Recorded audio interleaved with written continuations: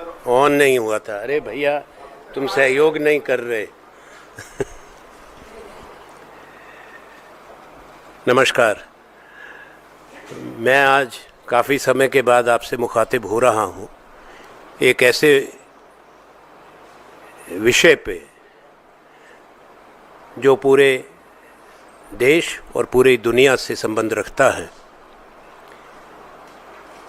2 रोज़ पहले जो अमेरिका के राष्ट्रपति ने घोषणा की, जो अनुमानित थी, जिसका वो बार बार चेता रहे थे दुनिया को, उससे पूरा विश्व की अर्थव्यवस्था और पूरी दुनिया के व्यापार को बहुत बड़ी चोट पहुंची है। 75 साल के बाद जो व्यवस्था थी, अंतर्राष्ट्रीय व्यवस्था, बहुपक्षीय व्यवस्था, उसको एक झटके से, एक फैसले से बिखार दिया गया। जो किया गया उसको हम देश के दृष्टिकोण से और विश्व के दृष्टिकोण से दुर्भाग्यपूर्ण कहते हैं, कि पिछले कई दशकों से विश्व में आम सहमति बनी थी व्यापार के बारे में, निवेश के बारे में, और वो आम सहमति जो गैट्स से शुरू हुई थी, general agreement on tariff and trade, उसके बाद में जो आखिरी राउंड था, उरुग्वे राउंड, 8वां राउंड था, उसके बाद WTO की स्थापना हुई। और वो स्थापना जिस भी देश ने उसमें शामिल हुए, भारत भी, उसके कुछ नियम थे, वही आधार था, सहमति थी, और भारत की भी एक अपनी सहमति बनी थी कुछ ऐसे विषयों पर जो सेंसिटिव थे, संवेदनशील थे भारत के लोगों के लिए, हमारे किसानों के लिए, हमारे व्यापार के लिए, हमारे उद्योग के लिए। एक तरफी निर्णय जहां बहुपक्षीय समझौते हों, वो स्वीकार्य नहीं है। और शायद द्वितीय विश्व युद्ध के बाद ऐसा कोई फैसला नहीं हुआ जिससे पूरी दुनिया में एक इस तरह का वातावरण बना है अनिश्चितता का। केवल ये सीमित अर्थशास्त्री और व्यापार जगत के लिए नहीं है, राष्ट्र इससे सीधा प्रभावित होते हैं, चाहे वो अमीर देश हैं या गरीब देश हैं। जिसको एक कहते हैं कि एक तरफा थोपना, यूनिलैटरल इम्पोजिशन, वो भी एक ऐसे देश के द्वारा जिसने उदार नीति का अपनाया हो,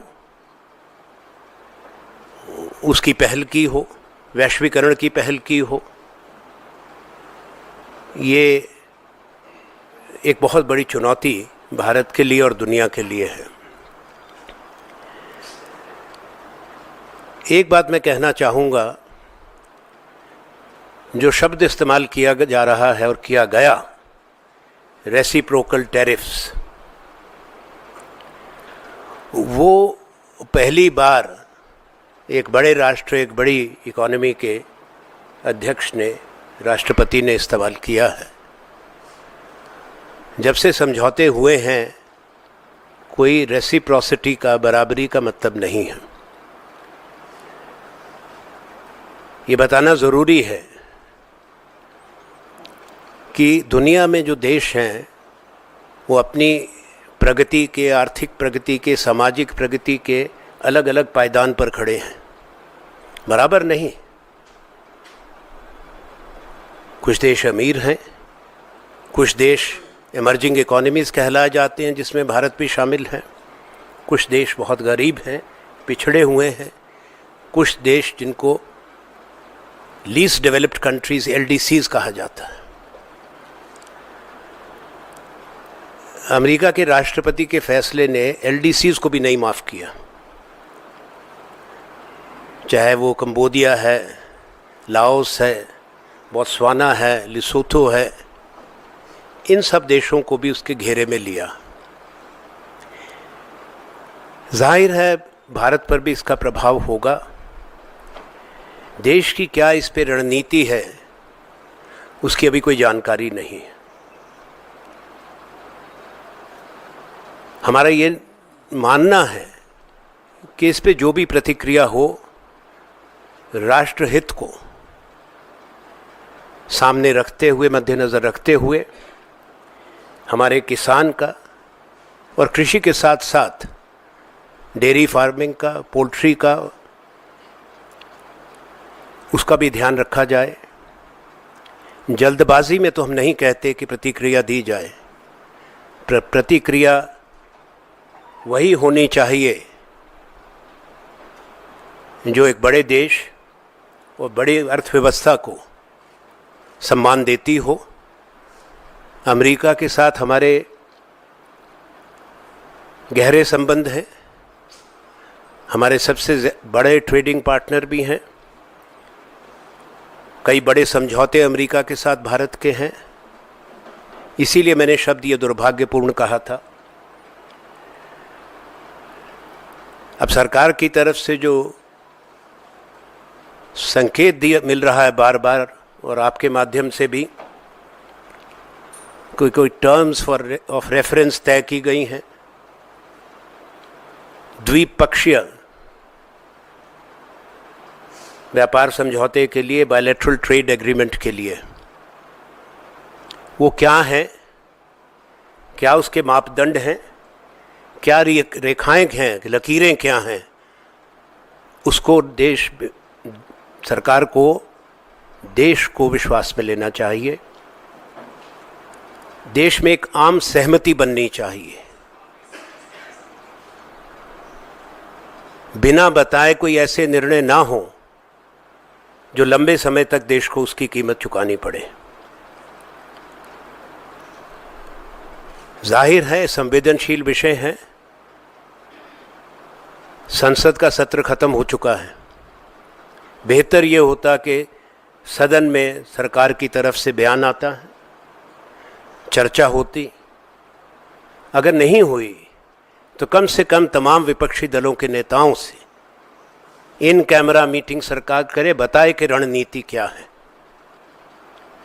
क्या हमारी सोच है अमेरिका की मांगों को देखते हुए। जो भी बातचीत हो, समझौता हो, वो समझौता संतुलित और सम्मानजनक होना चाहिए। अभी तक जो चर्चा है उसमें कहीं भी सर्विसेज का जिक्र नहीं है। कोई भी समझौता सर्विसेज सेक्टर को शामिल किए बिना भारत को मंजूर नहीं होना चाहिए, क्योंकि भारत का एक बहुत कम जो हिस्सेदारी है दुनिया के व्यापार में है, पर सर्विसेज सेक्टर में हमारी थोड़ी मजबूती है। हालांकि क्योंकि इतना नहीं है हमारा विश्व में जो हमारा हिस्सा है, पर अगर वो इसमें शामिल नहीं होता तो ये देश का हित नहीं होगा, अहित होगा। दूसरी बात, जो अभी तक पहले ही घोषणाएं हुई हैं, बेहतर होता कि सरकार नेगोशिएशंस का, बातचीत से पहले कोई भी कंसेशन ना देती, रियायत ना देती। ये सब बातें नेगोशिएशंस पर, बातचीत पर आधारित रहनी चाहिए और एक तरफ़ा नहीं, दो तरफ़ा होना चाहिए। शायद हर किसी को ये बात का ज्ञान नहीं है कि अमेरिका के राष्ट्रपति ट्रंप को अभी कांग्रेस से वो जो अधिकार होता है व्यापार समझौतों का, जो ट्रेड अथॉरिटी बनती है अमेरिका में, वो भी नहीं बनी है। इसलिए वो कोई सिर्फ ड्यूटी लगा सकते हैं, टैरिफ लगा सकते हैं, कोई रियायत नहीं दे सकते, कोई कंसेशन नहीं दे सकते। ये भी हमको मद्देनज़र रखनी होगी। भारत सरकार से ये भी आग्रह है कि सब स्टेक होल्डर से बात की जाए, चाहे हमारा व्यापार जगत है, उद्योग कर्मी हैं, उद्योग के लोग हैं, किसान, कृषि क्षेत्र, पोल्ट्री, डेयरी, उनसे बात करनी पड़ेगी। कृषि के बाद दूसरा सबसे बड़ा सेक्टर जहां रोज़गार है वो टेक्सटाइल है, कपड़ा उद्योग है। इसीलिए ये जो सब प्रभावित हुए हैं उनसे बात करना आवश्यक है। हमारी ये मांग है कि सरकार जहां एक रणनीति बातचीत के लिए बनाए, वहीं निम्नलिखित बातों पर गौर करे। पहले तो एक नेशनल टास्क फोर्स का गठन किया जाए। हमारे पास बहुत लोग हैं देश में जो उनके पास अनुभव है अंतर्राष्ट्रीय व्यापार का, जो सरकार से रहे हैं, जुड़े रहे हैं, WTO में भी रहे हैं, मौजूदा भी हैं ऐसे लोग। वो टास्क फोर्स केवल अपनी बातचीत का मसौदा ही ना तैयार करे, एक मॉनिटरिंग मैकेनिज़्म भी होना चाहिए कि अब हमारा व्यापार किस दिशा में जा रहा है। मैं एक चीज़ ज़रूर कहूँगा कि ये थोड़ा चिंता का विषय तो है, पर एक ध्रुव की दुनिया नहीं है, बहुध्रुवी है, मल्टीपोलर है। दूसरे बड़े बड़े हिस्से हैं दुनिया में, बड़े द्वीप, महाद्वीप। इसी विश्व के अंदर अगर अमेरिका है तो यूरोप भी है, अफ्रीका यूनियन भी है जो 54 देशों का है, लैटिन अमेरिका और कैरिबियन भी है, गल्फ़ की खाड़ी के बड़े देश हैं जो मजबूत हैं व्यापार में, चीन है। ये तमाम देश दुनिया के अंदर हैं।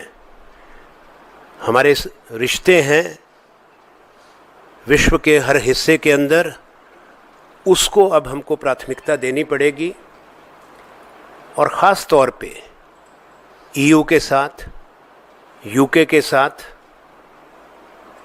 और खाड़ी के देशों के साथ व्यापार समझौते, उनको प्राथमिकता देकर जल्दी संपन्न करना ज़रूरी है।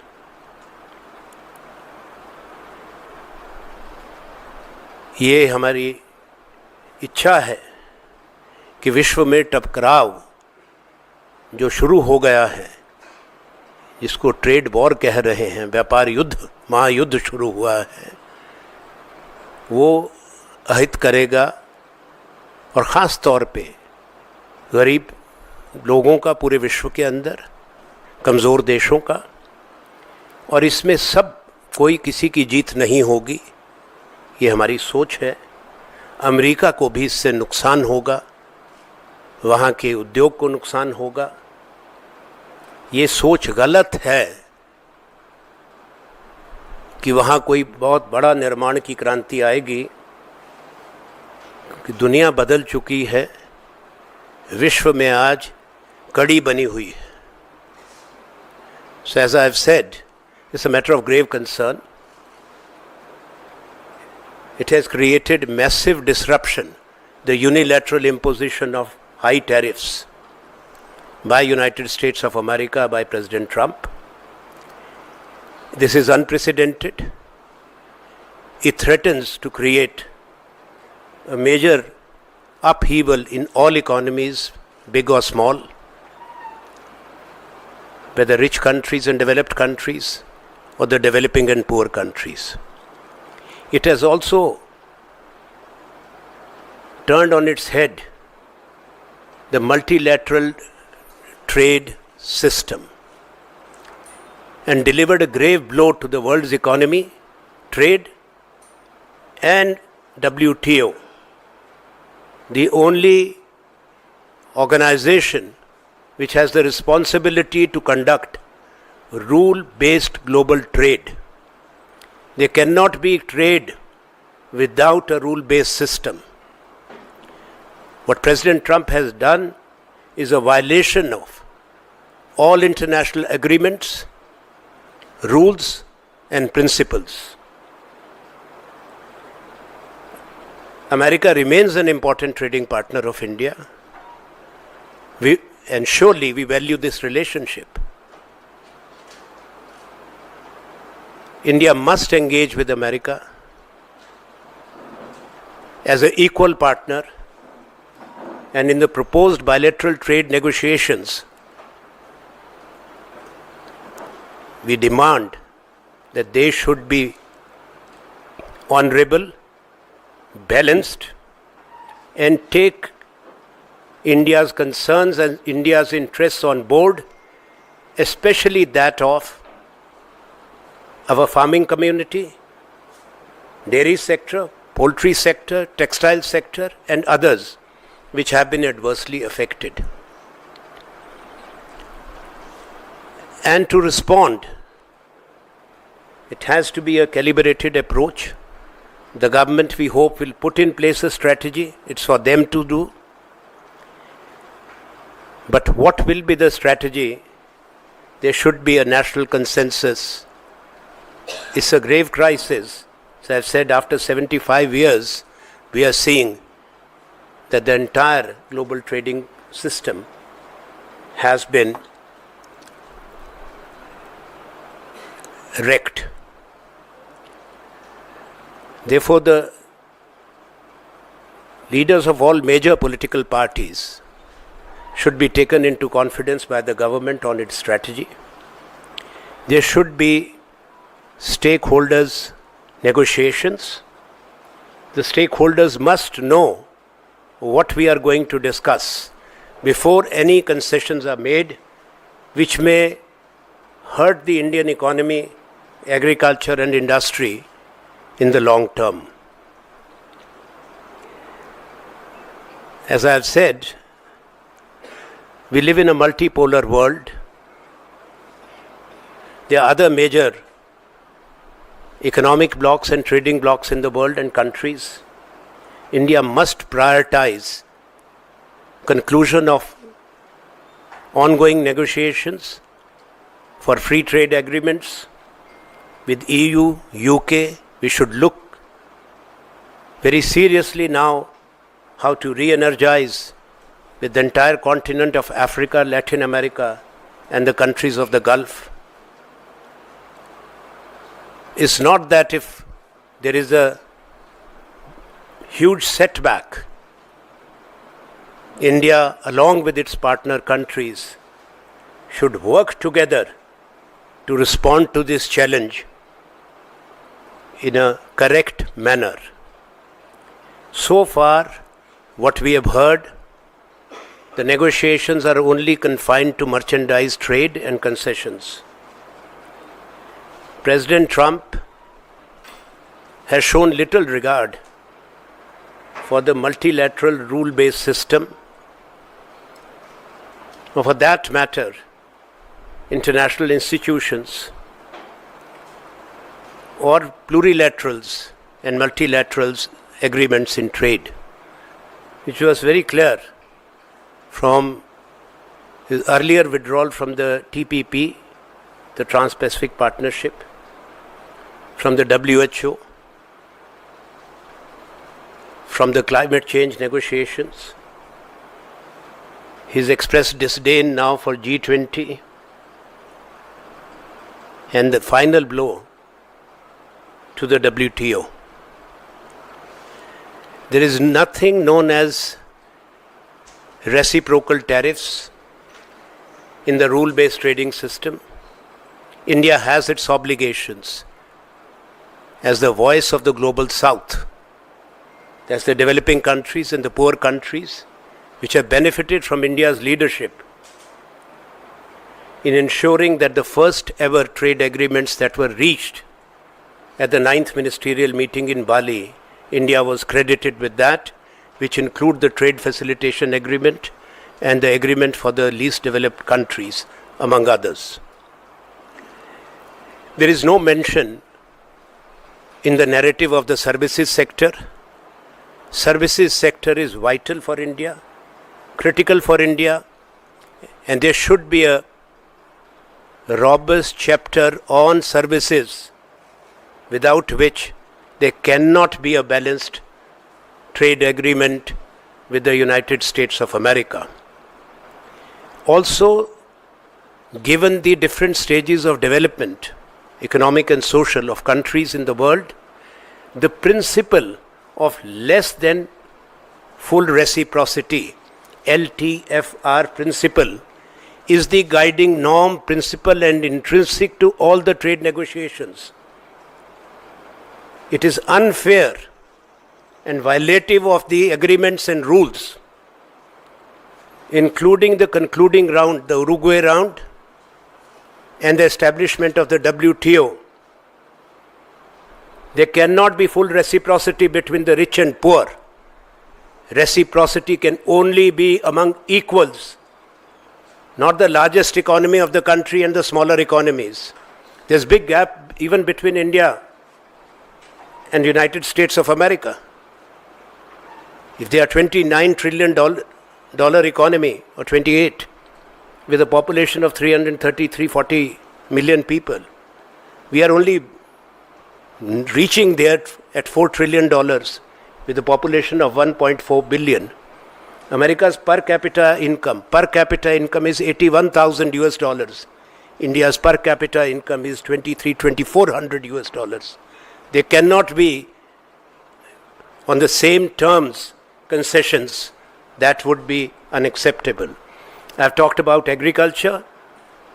We had defended our right and the right of our farmers and the farmers in all the developing and poor countries at the Bali Ministerial for public procurement of food grains, where we use MSP to stockpile food grains for food security and distribution. We are making it clear that right must never be bargained or negotiated. Equally of concern are the dairy and poultry sectors. We have had reservations to open them up in the past, which our negotiators are, I'm sure, fully sensitive to, because they are cultural issues, sanitary issues, phytosanitary issues. We cannot accept. We had made it clear in the past when I was also there and our negotiators, because in the poultry, if there is animal feed, blood meals, and in dairy items processing, where India is the largest milk producer of the world, we are by far the largest, we cannot accept any processing which involves animal fat and other ingredients. So these are not simple issues that give concessions in XYZ sectors. It's not on. And before I conclude, two things which I said earlier have to bear in mind. One, that we don't have huge farms. India's 85%, if not 89%, farmers are subsistence farmers with the land holding of less than 1.5 acre. This is a reality. Whereas in the case of America, the land holdings would run into tens of thousands of hectares. And there is huge income support given to their farmers. Europe also does that, which is not counted as subsidy under the WTO rules. Again, one more demand which is being made on intellectual property. You must understand, it targets the Indian pharmaceutical sector and the generic sector. Though pharma sector has been excluded, but in principle, India is fully compliant compliant with its international obligations and WTO agreements on intellectual property. Our Intellectual Property Act, including Section 3D, and the right of, as a sovereign right of compulsory licensing, has withstood international scrutiny, and there has never been a legal challenge. Patents are granted for new innovations, for medicines, life-saving medicines, but when they go off patent, the generics kick in when they can be produced. In the past, even America officially and their companies have requested and entered into agreements with Indian pharmaceutical companies to produce life-saving medicines, which India has done. And a major contribution which is universally acknowledged in ensuring availability of life-saving medicines at affordable cost to poor people throughout the world. We did it with HIV/AIDS. We have done it with, in the oncology sector, medicine to treat cancers. Therefore, in any negotiations, we cannot give in to this practice and demand of evergreening, that a patent is expiring and minor tweak and you again extend the life by 10 years. So all these issues are there. There are huge concerns, and we hope that eventually sanity will prevail, even in America. So as I said, everybody is going to be a loser. It's not that America will be a gainer by this, or their industry will gain.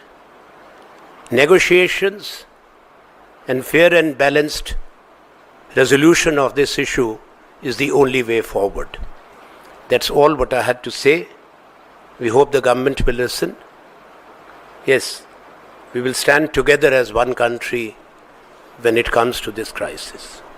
Thank you. If you want, I will. 2, 3, 4 questions. Yes, I will take. What's your good name? Sir, Anant Gupta from Scroll. Oh, you spoke to me. Sir, you said that it would have been better for India to not make any concessions before bilateral trade negotiations begin in full flow. Yes. How do you view the argument that it is precisely because of the concessions we've made, such as allowing Starlink to do business in India, that ensures the rate that America has imposed on us is lesser than a lot of other countries? Are we celebrating? It would be, I have never seen such a insensitive observation, those who have made it.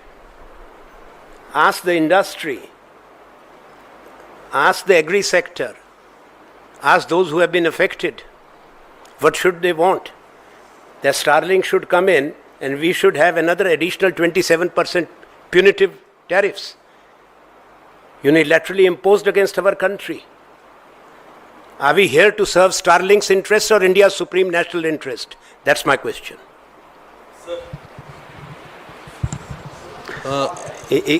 इनका कर दूं, उसके बाद आपकी तरफ। Sir, आप विदेश राज्य मंत्री के साथ साथ कॉमर्स मिनिस्टर और टेक्सटाइल भी देख चुके हैं यूपीए सरकार में। सवाल ये है कि आपको तमाम मसलों की ज़्यादा समझ होगी। यूएस रेसिप्रोकल टैरिफ्स के बारे में भारत के संदर्भ में ये कहा जा रहा है कि ऑटो और एग्री सेक्टर्स को शील्ड किया गया सेक्शन 232 टैरिफ्स के तहत। क्या अब तक जो खबरें आई हैं वो इसको देखो, मैं खबरों पर और अटकलबाजी पर नहीं बात करूंगा। टर्म्स ऑफ रेफरेंस सरकार ने तय किए हैं, बातचीत अभी शुरू होनी है। हमने कहा है कि सब स्टेक होल्डर से बात करी जाए और जो भी आगे हम पेशकश करें, जहां अमेरिका से बातचीत करें, वो महत्वपूर्ण पार्टनर देश है, पर वो बिल्कुल संतुलित और सम्मानजनक होना चाहिए। और भारत की भी अपनी ऑब्लिगेशंस हैं, हम WTO के सदस्य हैं। हम उस अगर WTO को ही समाप्त करना है, उसमें भारत की सहमति नहीं हो सकती, ना विश्व की सहमति होगी। विश्व, जैसा मैंने कहा, एक ध्रुव का नहीं है, it's not unipolar but multipolar. इस चीज़ को भी हमको सोच में रखना है। तो इस मानसिकता को कि अगर उन्होंने कर दिया तो हमको नतमस्तक होना है, वो बिल्कुल स्वीकार्य हिंदुस्तान को नहीं होना चाहिए। प्रेसिडेंट ट्रंप का मंशा क्या है? क्या वो अपने इलेक्शन एजेंडा की पूर्ति कर रहे हैं और भारत सरकार की खामोशी ये नहीं दिखा रही है कि भारत सरकार उसके साथ है? नहीं, मैं ये नहीं कहूँगा, ये बड़ी गंभीर बात होगी। हाँ, विश्व की व्यवस्था को तहस नहस करना राष्ट्रपति ट्रंप ने ये इच्छा व्यक्त की है, स्पष्ट की है।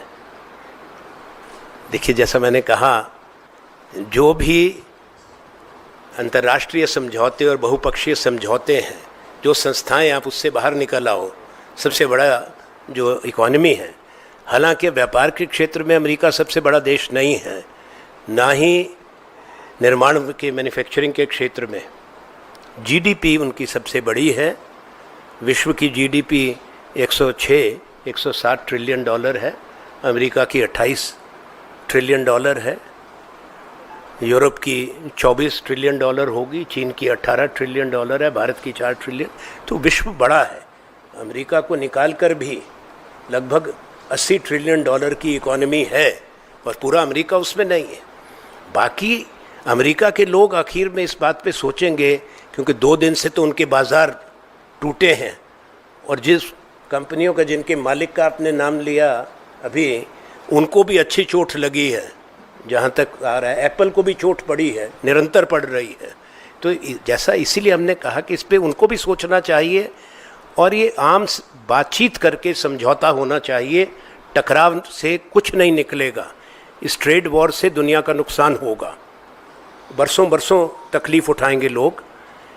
ये 1930 के बाद पहली बार हो रहा है। मैंने 75 साल का जिक्र किया कि the trade rule based trade system has been overturned for the first time in 75 years. पर इससे पहले जो हुआ था, 1930 का फैसला था, स्मूथ-हॉले एक्ट जो अमेरिका में बना था, जिससे 1/3 जीडीपी दुनिया की ख़त्म हो गई थी और बड़ा रिसेशन आया था। That led to the 1/3 contraction of the world's GDP and the Great Recession and the World War. So there are serious issues involved.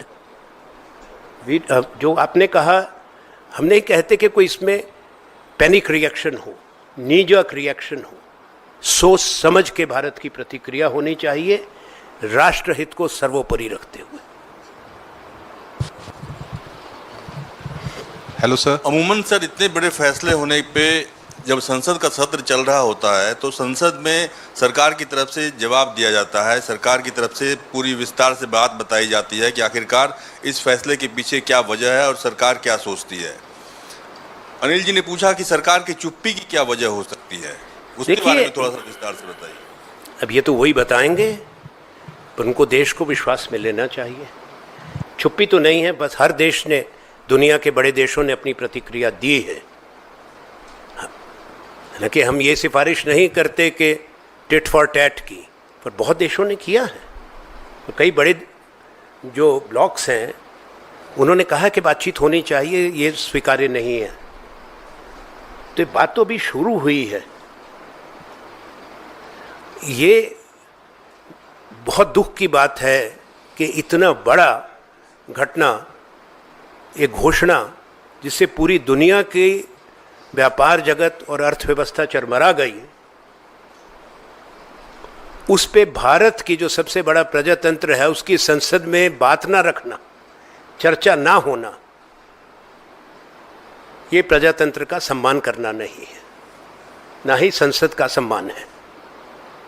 इसीलिए आवश्यक हो जाता है, क्योंकि पूरे राष्ट्र का विषय है, कोई एक दल, 2 दल का विषय नहीं है। इसलिए सबसे बात होनी चाहिए। हम कह रहे हैं कि रणनीति जो होती है, नेगोशिएशंस जो हैं, जाहिर है कि उसको बाहर बैठकर तो नहीं उसका उल्लेख किया जाता, पर इन कैमरा तो पहले भी ब्रीफिंग होती है। जो प्रमुख राष्ट्रीय नेता हैं राजनीतिक दलों के, उनको सरकार को विश्वास में लेना चाहिए कि भारत की सोच क्या है। Hello sir. एक मिनट, यस यस, आप बताएं। महिला कोई नहीं बोलनी थी, पहली है, उसके बाद आप। Thank you. Sir, I have two questions from you. First is that, like you have also mentioned that there are some reports coming in that the government has prepared terms of reference.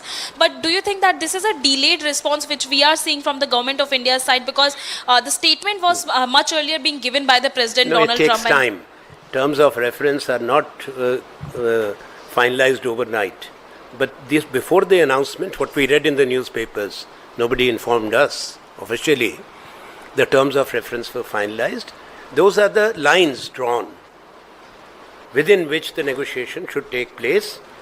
I have flagged one concern, or the red flag I have raised, that so far in the narrative it excludes the services sector. There is no reference. And also, President Trump, as of today, US has not constituted with the congressional sanction